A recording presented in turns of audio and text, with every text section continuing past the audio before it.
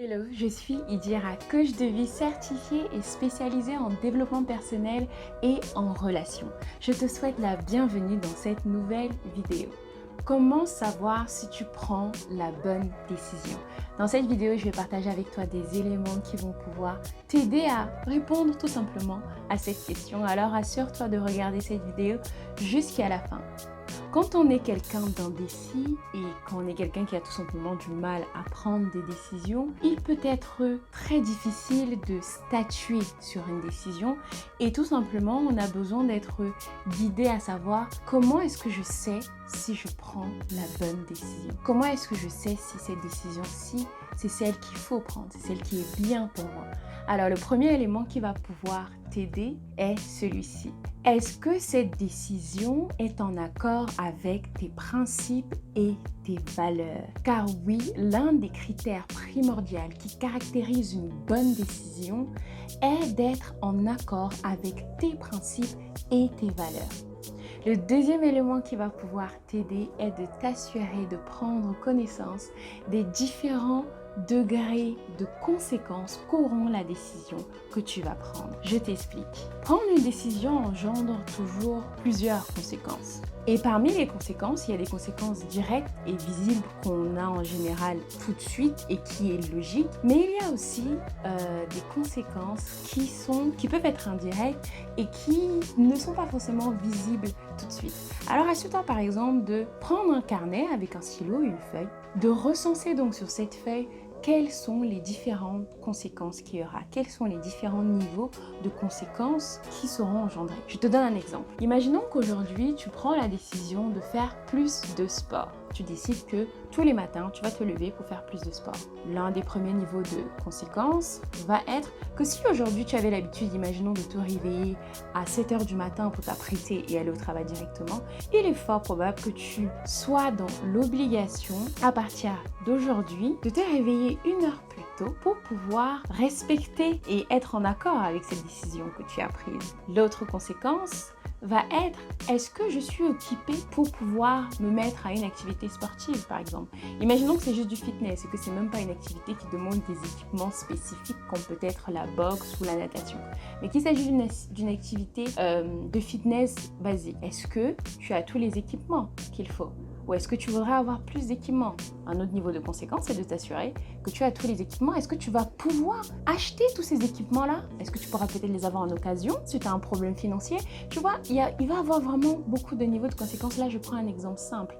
Un autre niveau de conséquence pourrait être celui-ci. Ça va te demander de la rigueur de te lever à cette heure-là par rapport à toi et ta personne et la manière dont tu te connais. Est-ce que tu es prête ou est-ce que tu vas pouvoir te préparer à aller de l'avant, à respecter, à élargir ta zone de confort pour pouvoir maintenir cette décision-là et continuer à la vivre au quotidien.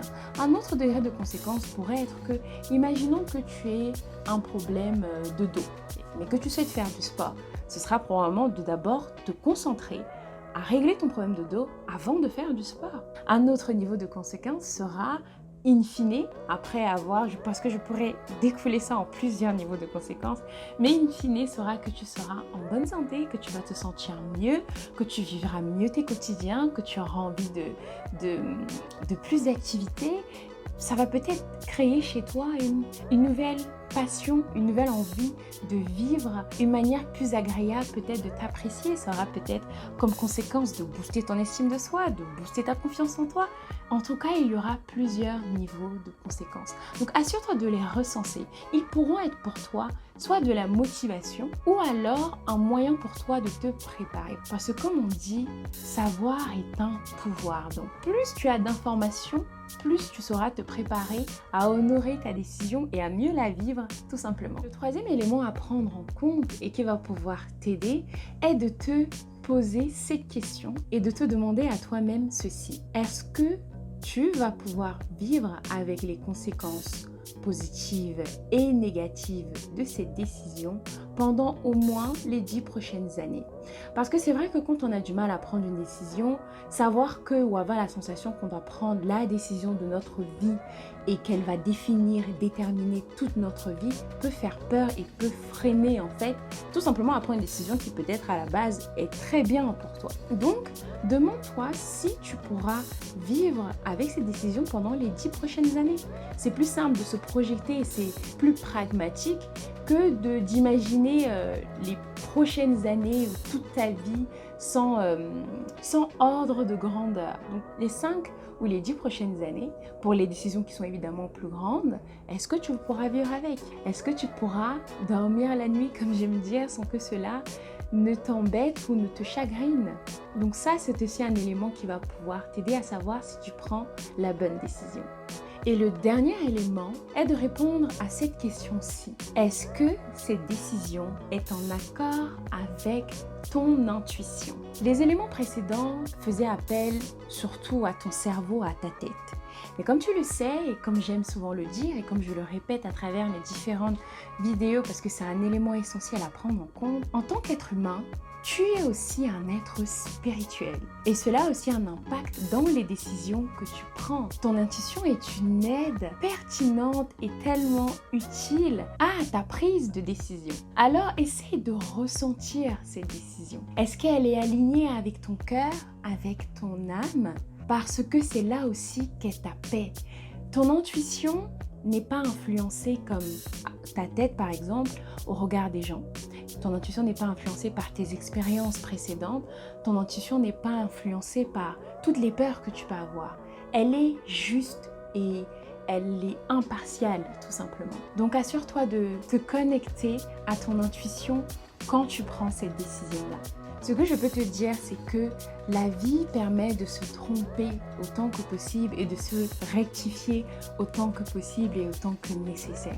Mais tout de même, n'ayant aucune garantie au nombre d'années qui nous est donné de vivre, il est préférable de passer à l'action et d'essayer que de passer toute ta vie à te demander avec regret que se serait-il passé si je m'étais autorisée à vivre plus de choses.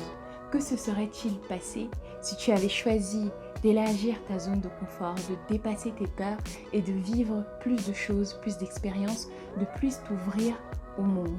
Voilà, on arrive au terme de cette vidéo. Je te remercie de l'avoir regardée jusqu'à la fin. C'est un plaisir pour moi de contribuer à te faire grandir en partageant tous ces éléments avec toi. Pense à aimer la vidéo et à la partager au plus grand nombre autour de toi, car on ne sait jamais qui a besoin d'entendre ceci.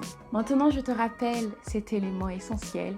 Tu es le commencement de ce qu'il y a dans ta vie, alors choisis de rayonner afin que ta vie soit à ton image. Abonne-toi à la chaîne pour pouvoir recevoir la notification dimanche prochain lorsque je posterai le prochain enseignement. À dimanche prochain.